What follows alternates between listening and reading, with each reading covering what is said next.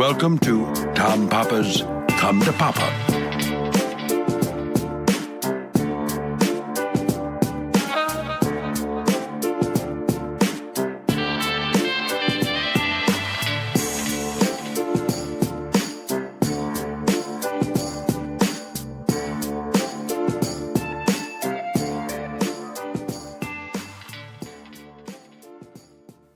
Hey, everybody. Welcome to another edition of Come to Papa, your favorite podcast among all the other podcasts. Happy holidays. Happy holidays. You can't sing it. We're going to charge us for it. Happy holidays. Whenever you think of that kind of stuff, like they'll charge you for that kind of thing, or if you said something terrible, people would protest. I always am like, I can't wait till we're that big. Yeah. I can't wait till they come and they're like, hey, we've been listening to you. I'm like, oh, cool. But happy holidays, everybody. Hope you're doing well. Here we are, Tuesday, December 11th? 11th. 12/11/18. Wow. I woke up this morning at 5:45 in New York City, where it looks like Christmas. It is all cold. The lights are out. There's decorations on every square inch of the place. And now we are broadcasting after a long flight and a car ride up. We are now in what could be mid-July. Yeah. That's what it feels like. It's like mid-July. Sun is scorching until the lights go down. It does not look like Christmas is anywhere near here. All this is palm trees and blue sky. Blue skies, yeah, it's which is fine. It's nice, and then at night it gets a little. We've been through all this before, and we're not complaining. I'm just pointing out the differences. But man, if you want to get a good dose of Christmas, go east. Yeah. It is in full bore. Very exciting. It got.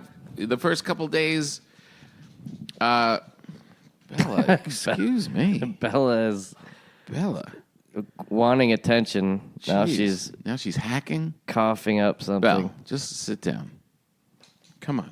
Come over here. We're gonna have to do video soon, She Bella. got very excited. You gotta lose some weight or something. I tell you, she was. I came home, and the big thing that we're training Bella is to not have her jump on people when they come in the house.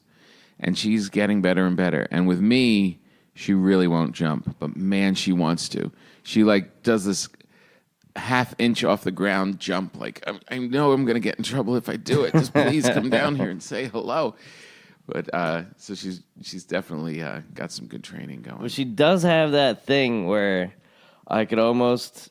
If she went to a psychiatrist, I would say that she still thinks that she's a little puppy.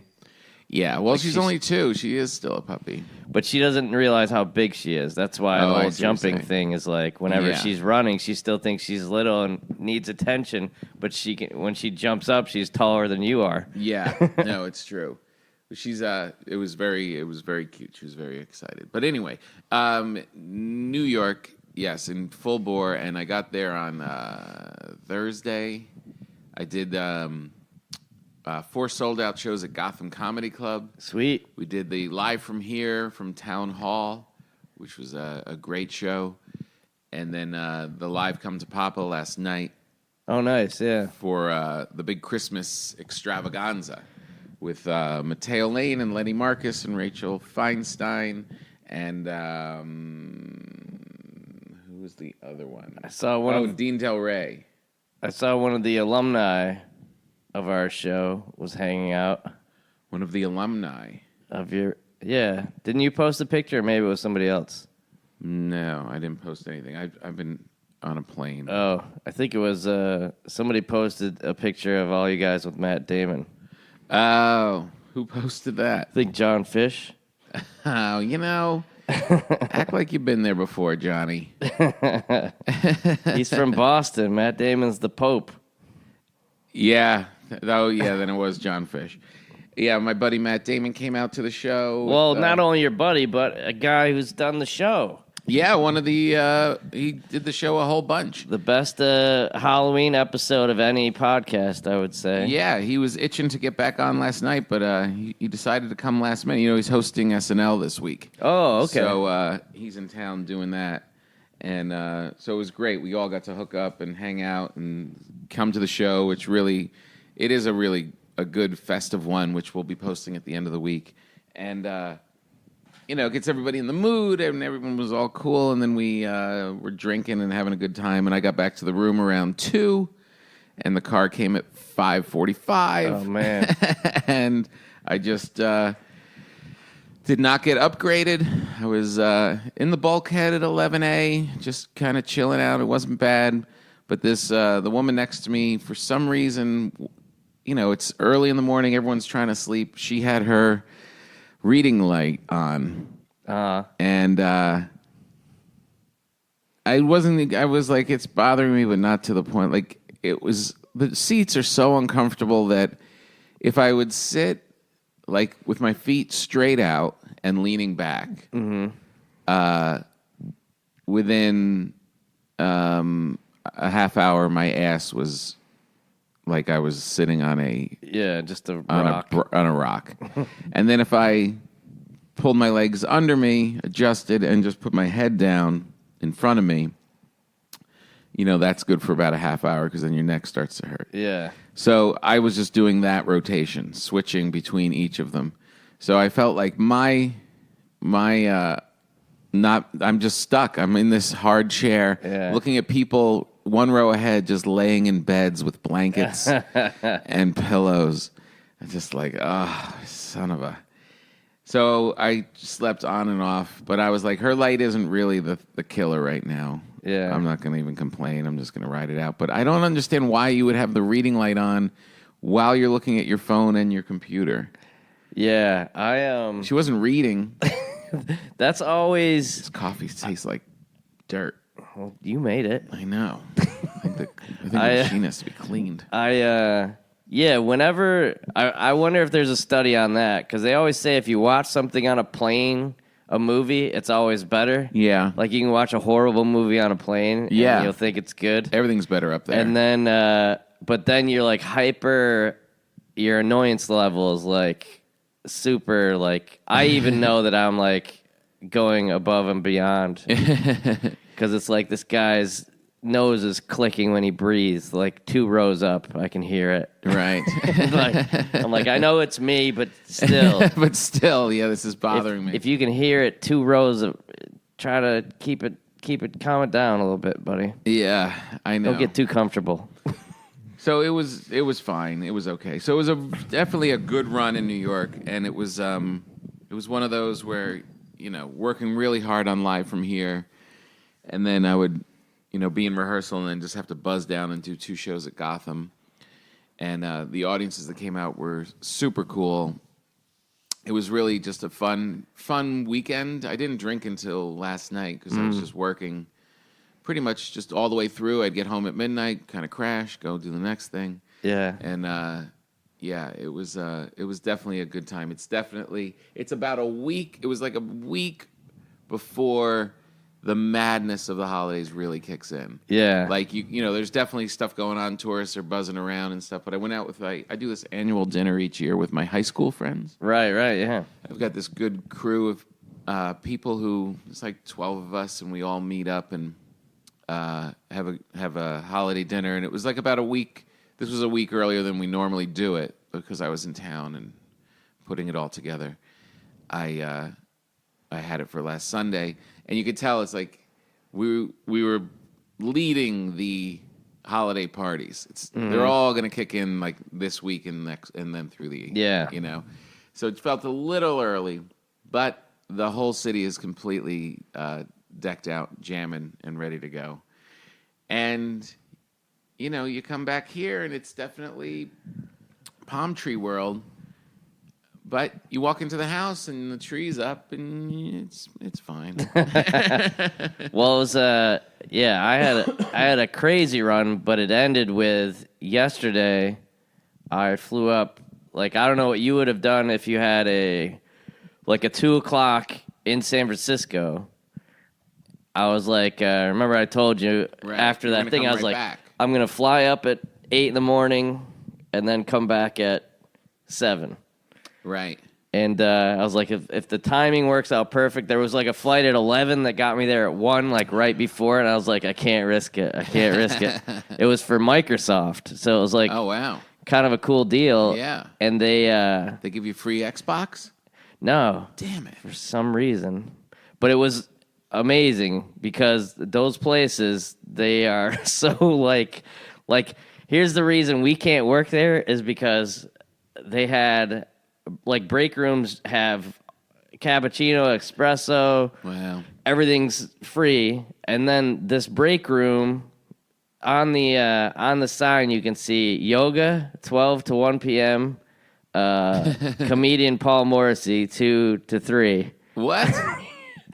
And they had a full bar, open bar, Johnny Walker Red, Rumplemints, and wine. And you're like, how do people work Yeah. if it's this relaxed? And it's like, But they well, get that's it the done. reason comedians can't work at places like that because we we would abuse it. we would never work. I was like, did people start writing misspelled emails and stuff? But yeah, that So, was like, people just rolled in if they wanted to go see you? yeah, that was the big thing. The guys like usually if the department heads come down, everybody else will come down. So it ended up being I don't know 80 people or something, and yeah, it was a lot of fun. And how long did you do? Oh, like 40 minutes or something. Nice. They only wanted like a half hour because it's right in the middle of the workday still. And On the campus? Like on the Microsoft campus? yeah, they Hey, have. guess what? They have what? We're doing the podcast. Guess who just pulled up? The leaf blower. Yep. Right on time. We change the time we do it every week, but they always pull Maybe up. they follow my car here. That's so funny. Yeah, so it was cool. It was kind of surprisingly, I guess their big thing is in Seattle. So they have Right. like 3 big buildings, but it's amazing how many things are still up there. You know what else was up there was Texas Instruments. Ooh, I remember remember that? those guys. That was- They're still in business? Yeah, your calculators from 3rd grade. Yeah. Those guys were big. Yeah, I was right in the middle of Silicon Valley, so just all those So Amazon did you and stay everything. over? Did you come back? No, I stayed over, but it was funny because it was the perfect dichotomy of being a comedian because I was first class both ways on the flight, but when I got there, the only car that was under like $100 for the day was a minivan. So Nice. so I get there at 9:00. I'm in a Dodge Caravan in a Staples parking lot trying to like take a nap because I don't have any place to go. And then I'm in Microsoft flying first class the next hour. You know what I mean? It was like kind of a funny day. That's hilarious. But yeah, it was cool. Because I had Salt Lake City, Minneapolis, Denver, and Portland. So I flew every single day at Nice. 5 a.m.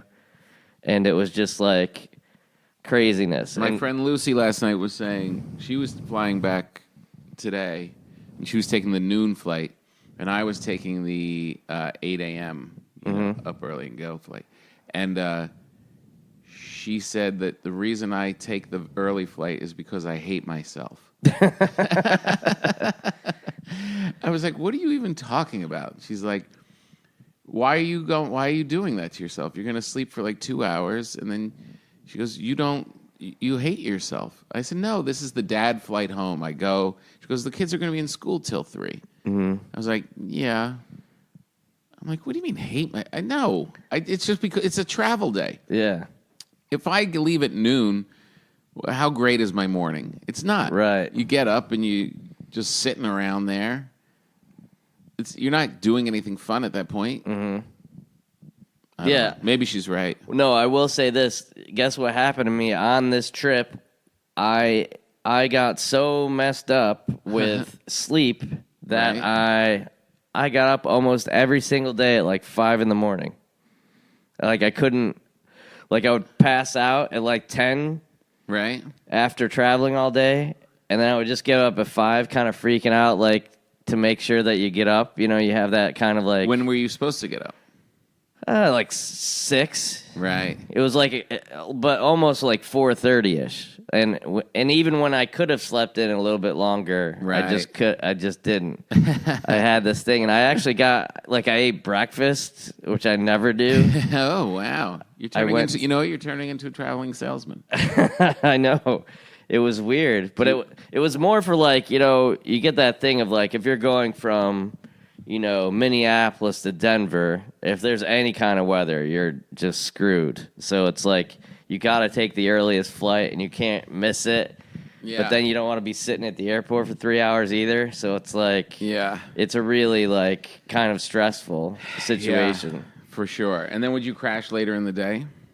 No, that's the thing. It's like you're kind of on, because even when you do these corporate things, it's like you talk to people before, Right. and you talk to people after, and then like my thing was I would like rush. I ended up doing like that intermittent fasting thing, like unintentionally. Oh, nice. Like Look at you.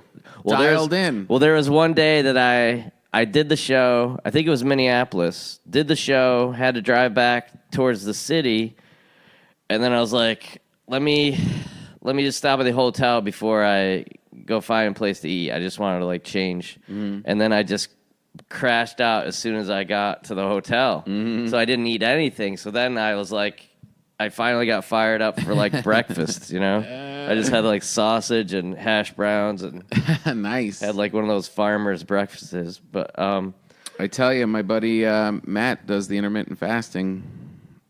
Looks amazing. Said the weight just fell off. it is a mental thing, though. Do you have a thing in your head that tells you like you should have eaten something? It's mostly for the shows, because all those people want you to eat dinner with them, and you have to just say, I don't eat. I'll have something a little bit after, but it's hard. It's hard. There's definitely, after you do a show, you're starving. Yeah. And that's the hardest part. I don't have a hard time not eating in the morning. Like, you're supposed to eat for like 6 or 8 hours. Yeah, neither do I. And then, so like, you eat, so like you skip breakfast basically, start, and eat, like if you eat around 7, then you're not eating until 11. See, I thought you were a breakfast guy. You're more of a coffee guy, right? I am. Well, I'm. Coffee and paper. Yeah. And I do like, when making toast and the bread and all that kind of stuff, I do like it. But when I'm just trying to dial in this intermittent fasting thing just to see, I don't have a problem with skipping it. I enjoy it, but I'm not like, if I just get up and you can have coffee, you can have black coffee. Yeah. And if I have coffee, I'm good. I really don't need it. Right. Until like noon. Oh, that's good. I don't feel hungry. The hard part for me is later, like the kids get home, by the time we eat, it's like 7 or 8. And that really starts to push it then. Yeah. Then you're like not eating till noon or 1. It's But you don't get the caffeine headache from not having coffee or anything if you don't have it in the morning? no, I just don't enjoy my life as much. I don't get headachy. Like today, I was traveling. I didn't have coffee until I got here and just made this horrible cup right in front of me. Yeah. I just am happier once I have it. Yeah. For sure. But I don't get like withdrawals on it. Yeah, it was funny. I wanted to have a beer last night on the flight home because I had made it, and it was like A treat. Yeah, it really is a I don't know what it is that you don't feel like you belong. Like when I just had the rental car and I was there at like 10. Yeah.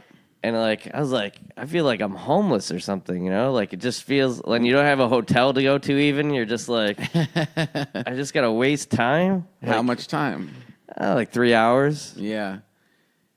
You don't, as long as you're like writing or have a book, it doesn't matter where you are. Well, that was the thing so what happened was I came back super early Sunday because I ended up seeing Stevie Wonder.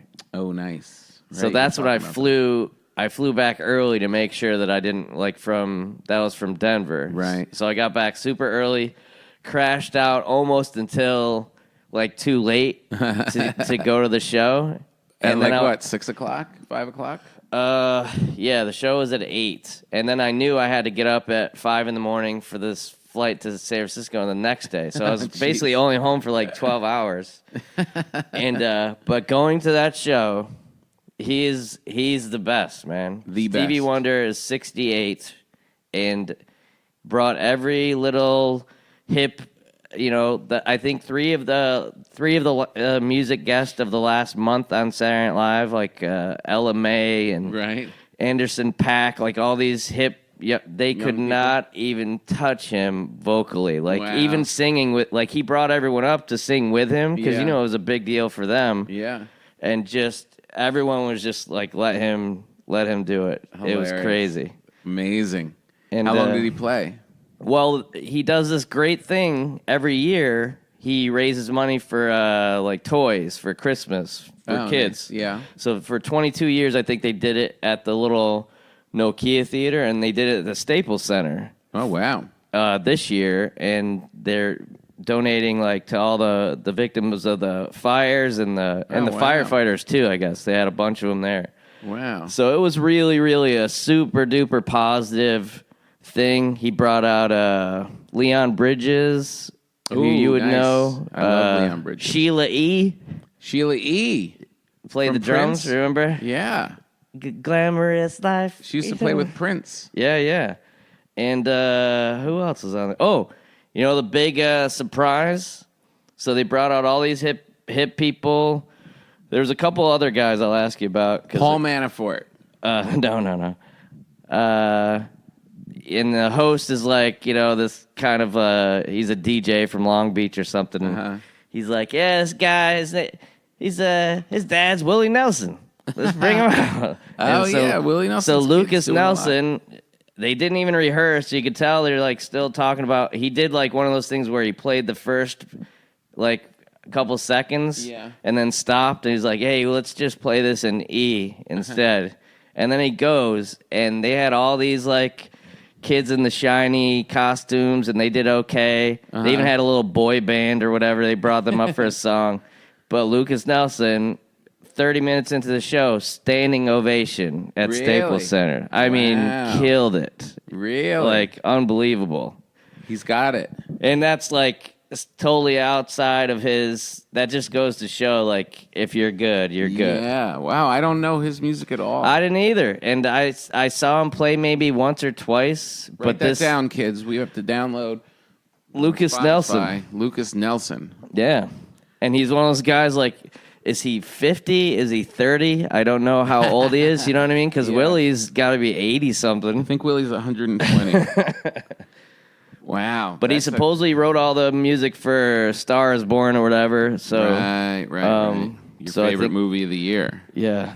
Did you see it yet? No. I'm only going to see it if I get it sent to my house. Do you want some Hanukkah candy? No, I just went to the dentist. Oh, I can't believe you're going to my old dentist, the one I broke up with. I think this is our last. This was like our lunch to give each other back our stuff. Yeah. I think this, I am so happy that I'm not at that dentist anymore.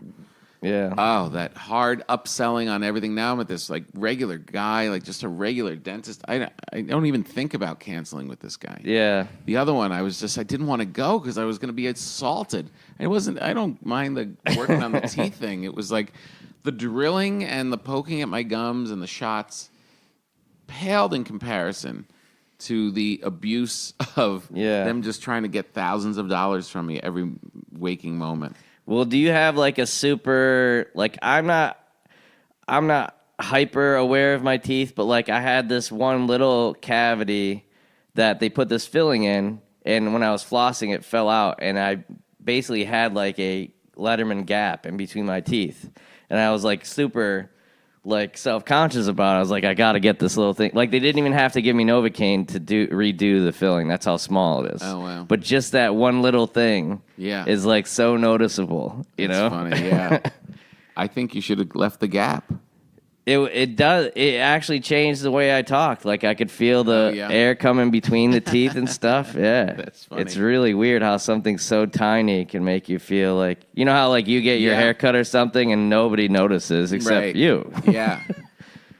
It's amazing when when you have like any kind of little something wrong, it actually your whole soul is like feels weaker. Yeah. I went running with Bella last week, and I've been taking her on my runs with me once in a while. It's not as enjoyable when she's with me as when she's not, because you got to hold a leash, and she's. So we're running along. It's fun, but sometimes it depends on how cool she is. So we're running, and for some reason she like went underneath me, and I stepped on her paw. And she just hear, "Ruff, ruff, ruff." She's just yelping. Yeah. And then make sure she's okay, and then we continue on. So now she's like running with a hurt paw, and then run faster. and then I was psyched because I was going to go further than I have. I was going to go over 3 miles, and I went down this extra thing, and I didn't see it, and I stepped on a rock.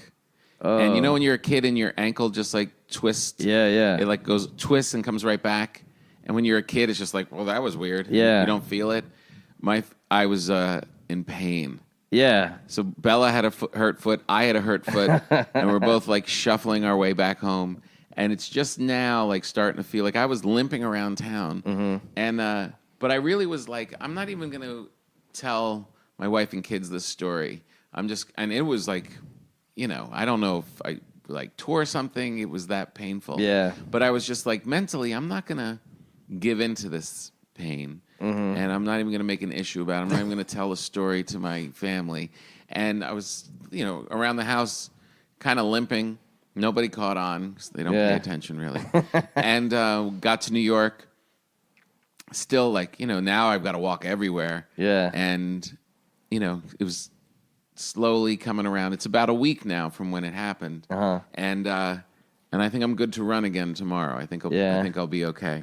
But it really is an amazing thing how if you don't give into it and make an issue out of it, you're just like, you've been hurt 1,000 times in your life. Just know this is going to be about a week. Just don't concentrate on it. Just let the body heal. Let the body do its thing. Rather than taping it up and telling everybody and sitting there with your foot up. And I guarantee you go that route and you're going to double the amount of time it takes to heal. Yeah, I mean, that's the whole mental thing. Like that guy, remember the guy from the Celtics that he fell and his foot was pointing the wrong way? Yeah.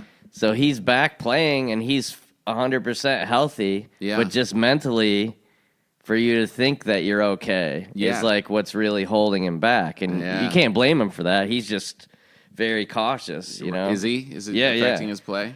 Well, yeah, he's probably 50% of what he was. Oh, wow. Yeah. But it's like amazing that guy's even running after you see what, like, if that happened 10, 15 years ago, that guy's never, I mean, there's probably, during the 80s, you probably wouldn't even be walking or running again. Yeah. Because that was like, I mean, dislocating your ankle, that's the craziest injury. And you can imagine what else you tore. Right. It's just like, all right, good career. Yeah, you're done. Enjoy your like Bill Walton's car salesman. All his ankles and back is fused. Like when he got hurt back then, it was like you're over. Terrible. So hopefully tomorrow I'll be able to go out and. Did you ice it at all? Go run. Yeah, I iced it right when I got back. Yeah, I mean that's the whole thing. Is like ankles are really one of those things that you can do it. You can even you can feel your whole foot hit the floor, like just from basketball. Yeah. I've turned ankles way worse and been fine, but then just like a little tweak the wrong way and it'll just blow up and swell. Yeah. So you're lucky. Yeah, definitely lucky. And tomorrow when I do go running, guess who's not coming with me? Bella. Maybe you gotta do some yoga to ease into it. I totally have to do yoga. I shouldn't even be running. Stretch out your... I should just be doing yoga. We got to do some cardio, but... A little.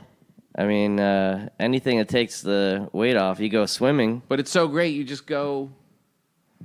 I change, and I'm out the door, and in 30 minutes I'm back, and it's over. Yeah.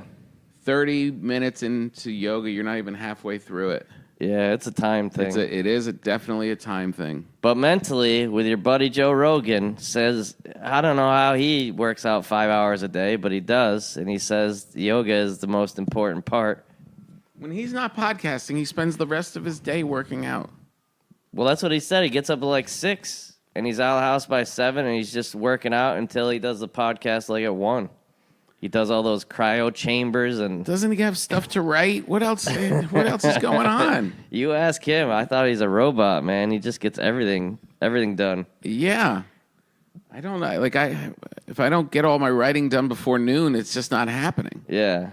I can't be just going running on a trail for 2 hours. I do do it. I do have a...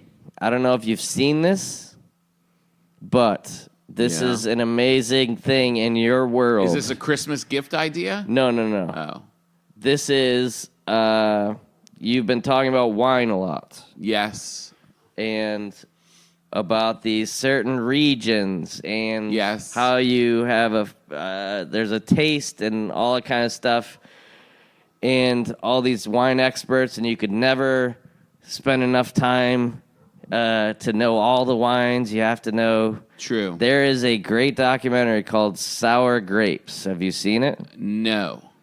It is fascinating. I don't even want you to like Google it. I just want you to see it. Uh-huh. But it's basically about how much do the experts know, Tom? Is what what it will say. Right. But the guy who they profile, he's got like an amazing palate. I do believe in that he can tell, like 10 out of 10, he could guess every wine that you set in front of him. Oh yeah. Yeah.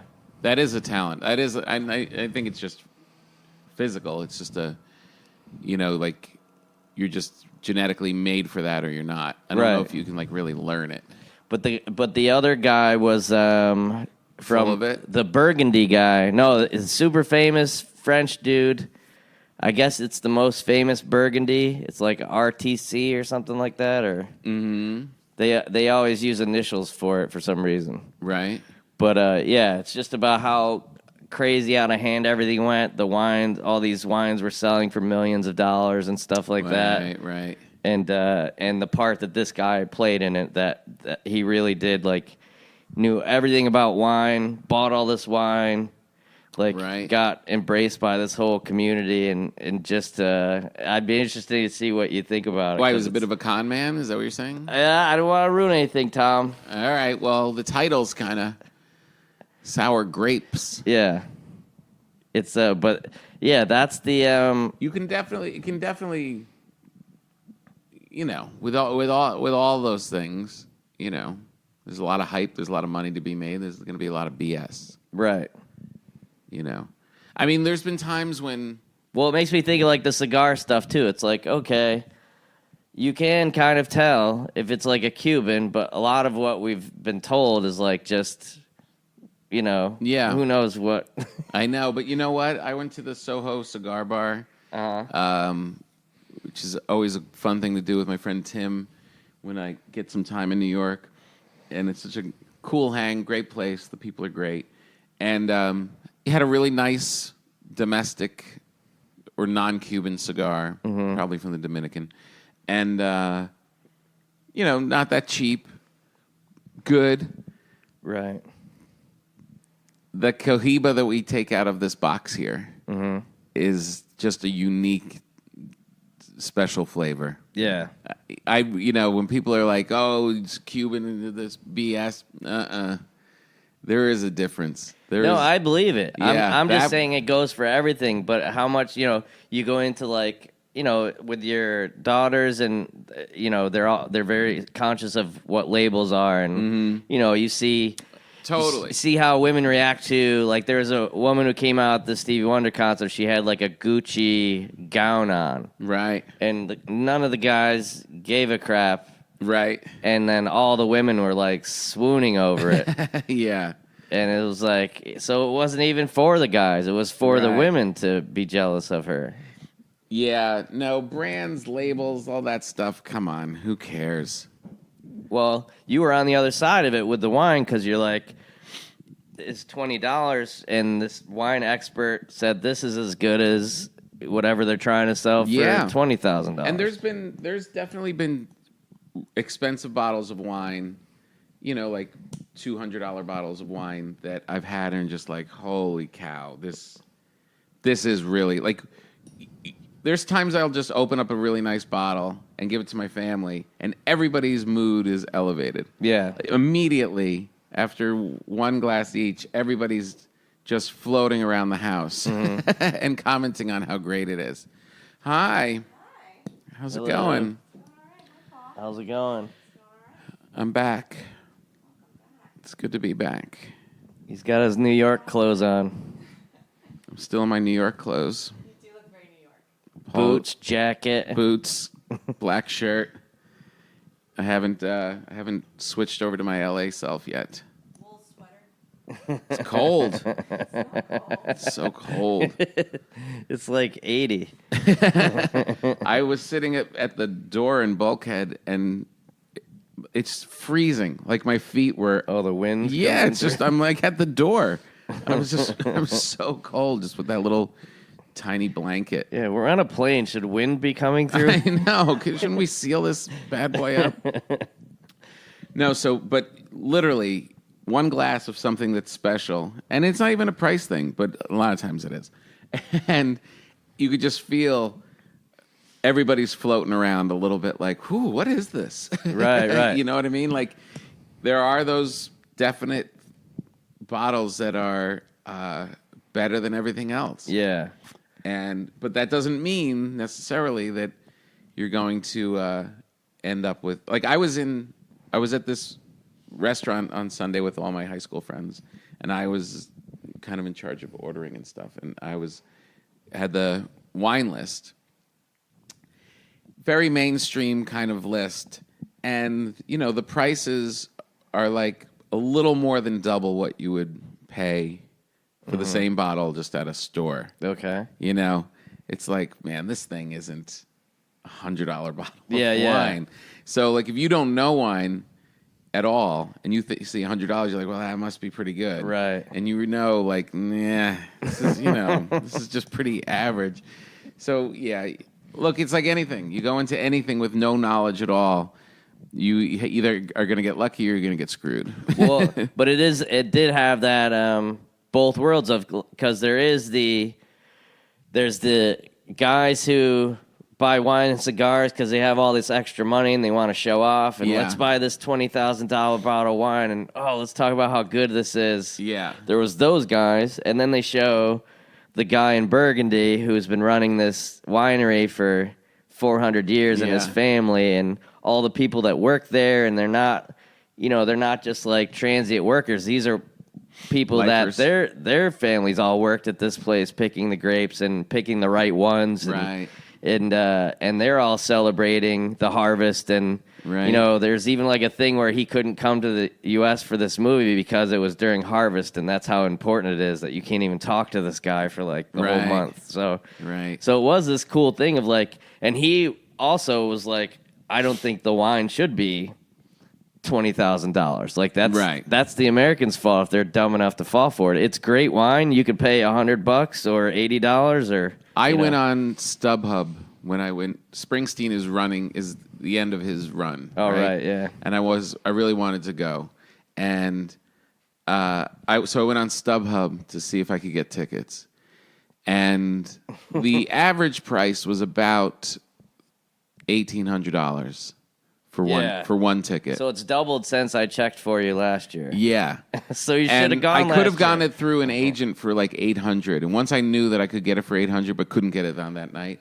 Once I knew that people were paying that, I couldn't pay $1,800. I was like, I'd be very nauseous paying $800, but I was like, everyone talks about the show in such glowing terms that I was like, I should just do it, do an extra show and do it. But I only bring it up because on StubHub, everything's like $1,800, $2,300. A couple tickets were $20,000. Yeah. It's the same thing. You just put it up there and see if some rich guy is going to bite. Yeah. It doesn't mean that it's worth it, but you may get some dummy who doesn't care about money and wants to impress somebody or whatever, and drops 20 grand on a $2,000 ticket. Right. Well, same with real estate. Is there anything more phony than real estate? You know, when you finally sell a house and you're like, well, who appraises this? Who? And they're like, no, we're just checking to see what the house next to you is sold for, and then that's what we base it on. It's like, that's it. Yeah, I remember my friend telling a story of this guy who was selling a house, and it was super expensive, and my friend was like, "Is it really worth that?" And he's like, the question isn't whether it's worth it. The question is whether I can get some guy to give me that much money for it." And it's such a smart way to think. It's like, yeah, we're not dealing with value. We're dealing with, like, is there some guy out there just willing to spend it? Yeah, so if there's like a Chinese businessman who's buying a fourth house in LA and just happens to like way overpay for it, that gets your whole neighborhood is in a different tax bracket now, because you can say, oh, this one sold for whatever. Yeah, for sure.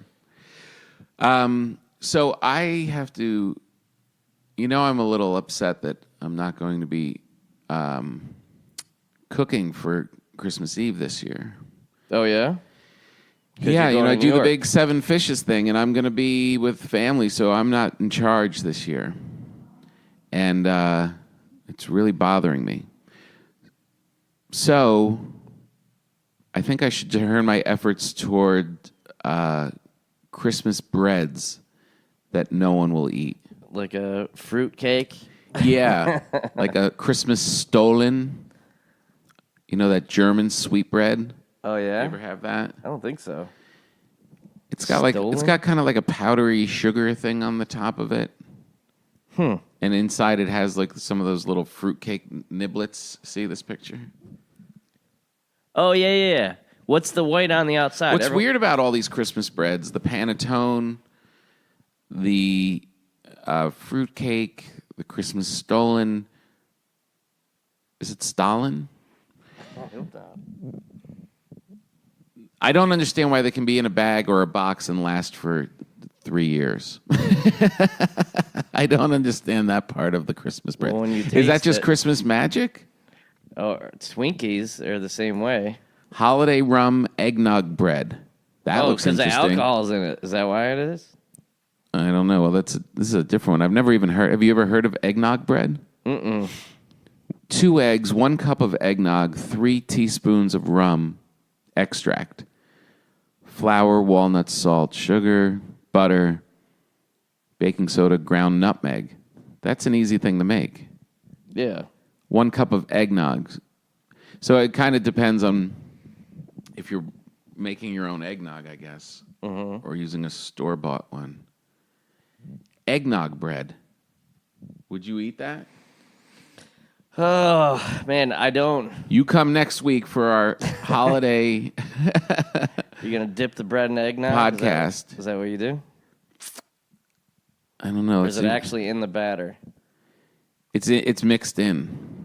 It's part of the batter, exactly. Smell and taste amazing.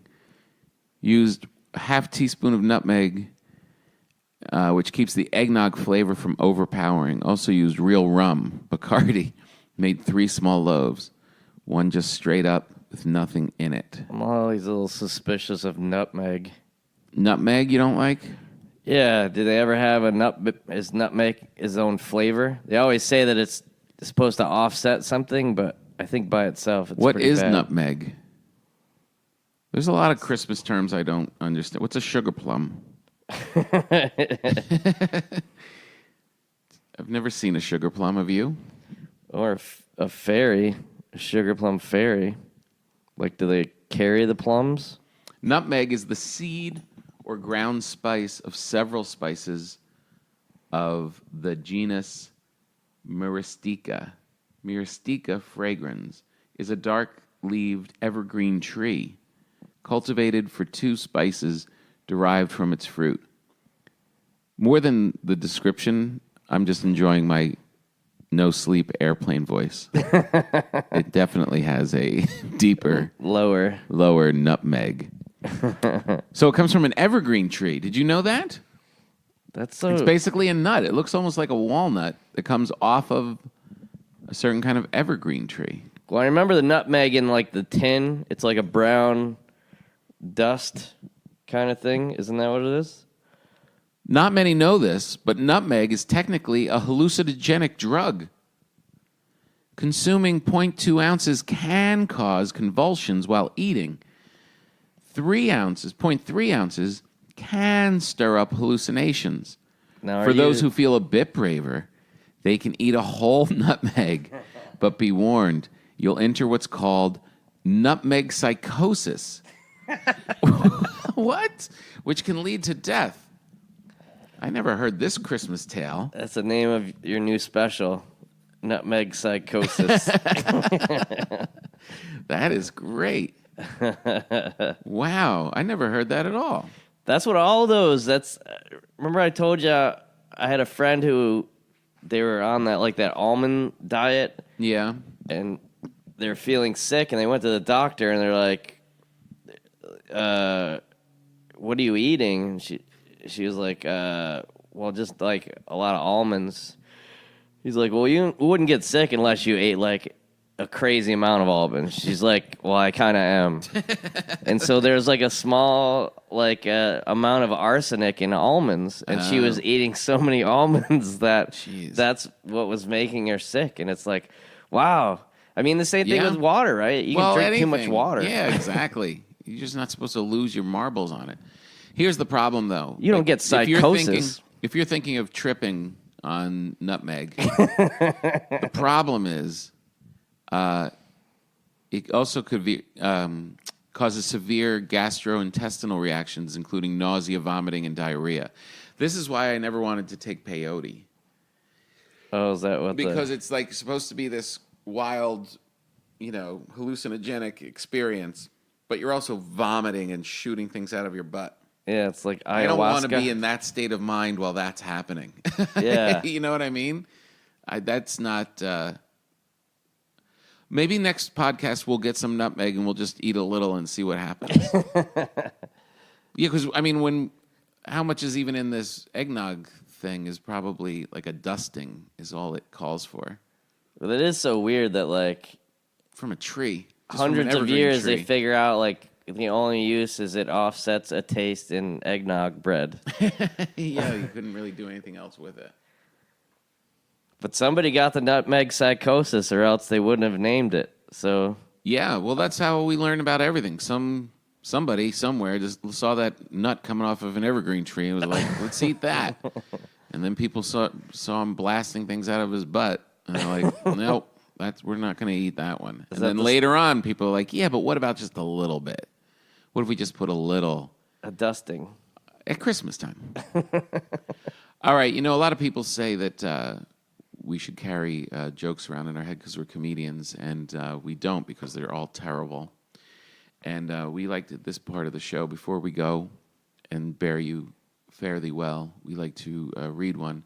I see one here that's a good-sized paragraph. Uh-oh. So I'm not going to read it beforehand. I'm just going to go through and see what happens. Norm does this on his TV show on Netflix. No, they write the jokes. They write those jokes? Yeah. No, I thought they were street jokes. No, Steve O'Donnell, the head writer for the Letterman show. He writes those jokes? There was a few guys. Wow, there's a lot of good jokes in that. Yeah. That's why everyone always asks, "Who writes these? Who writes these?" Yeah, no, they are good. Because they're good. I really like that show. Yeah. What the podcast one or Norm's Netflix show? Yeah, the Netflix one is good, but the podcast one's good too. when they used to do that, they would do a whole section just called jokes, and they Right. would let everybody else read them. Right. And that was always funny when they had like Billy Bob Thornton or somebody Yeah. like that isn't really a Well, joke. they had that even in this, like Judge Judy and Right. Jane Fonda. But that's a really I like that show. I'm where my head's at and where my time is at. Like a 20-minute show is pretty much Yeah. all I can handle. I'd love to jump in on Berlin, Babylon, Atlanta, whatever. Game of Thrones. I'm watching but I don't. Escape of Dannemora. That's the one I'm into right now. The one about the two guys that escaped, and they were both hooking up with the In upstate New York? Yeah. Oh, yeah, that was a good one. Ben Stiller directs it. It's, Oh, right. It's Benicio del Toro. I met Ben Stiller while he was just starting to work on that. Oh, really? He came to the Beacon when I was working with Seinfeld, and I saw him on the street after, and he told me he was working on it, and I was like, Steven Soderbergh puts me in movies sometimes. I never heard from him.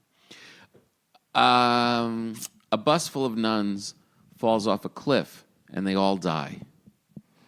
That's a beginning. They arrive at the gates of heaven and meet St. Peter. St. Peter says to them, "Sisters, welcome to heaven. In a moment I will let you all through the pearly gates, but before I may do that, I must ask each of you a single question. Please form a single file line." And they do so. St. Peter turns to the first nun in the line and asks, "Sister, have you ever touched a penis?" The sister responds, "Well, there was this one time that I kind of, sort of touched one with the tip of my pinky finger." This is getting weird. They just died on a bus. St. Peter says, "All right, sister, now dip the tip of your pinky finger in the holy water, and you may be admitted." And she did so. St. Peter now turns, and I'm nervous. St. Peter now turns to the second nun and says, "Sister, have you ever touched a penis?" She says, "Well, there was this one time that I held one for a moment." "All right, sister, now just wash your hands in this holy water, and you may be admitted." And she does so. Now at this, there is a noise, a jostling in the line. It seems that one nun is trying to cut in front of another. St. Peter sees this and asks the nun, "Sister Susan, what's this? There is no rush." Sister Susan responds, "Well, if I'm going to have to gargle this stuff, I'd rather do it before Sister Mary sticks her ass in it."